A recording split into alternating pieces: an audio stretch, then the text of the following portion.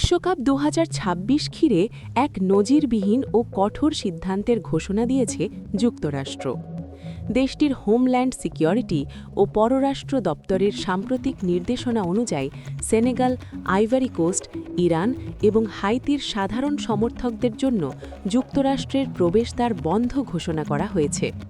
একটি বিশেষ প্রেসিডেন্সিয়াল প্রোক্লামেশনের মাধ্যমে এই বিতর্কিত সিদ্ধান্ত কার্যকর করা হয়েছে।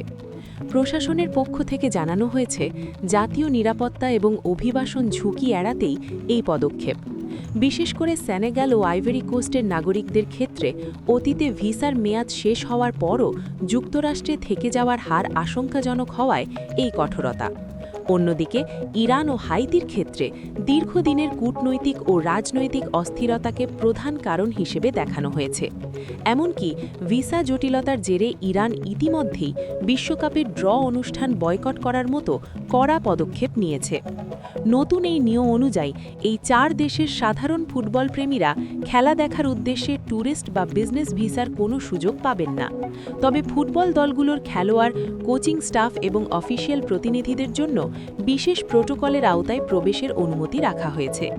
ফুটবল বিশ্বকাপের ইতিহাসে আয়োজক দেশের এমন একতরফা নিষেধাজ্ঞা এবারই প্রথম। ফিফা বিষয়টি নিয়ে দফায় দফায় আলোচনার চেষ্টা করলেও হোয়াইট হাউসের বিশ্বকাপ টাস্ক ফোর্স তাদের অবস্থানে অনড়। তাদের সাফ কথা, অবৈধ অভিবাসন রোধ এবং জাতীয় নিরাপত্তাই এখন সর্বোচ্চ অগ্রাধিকার। ফলে ২০২৬ সালের বিশ্বকাপে মাঠের লড়াই জমজমাট হলেও গ্যালারিতে এই ৪ দেশের সমর্থকদের সেই চিরচেনা গর্জন আর উৎসবের দেখা মিলবে না। ফুটবল বিশ্বকে এক করার যে স্লোগান, তাই নিষেধাজ্ঞার কবলে পড়ে এখন বড়সড় প্রশ্নের মুখে।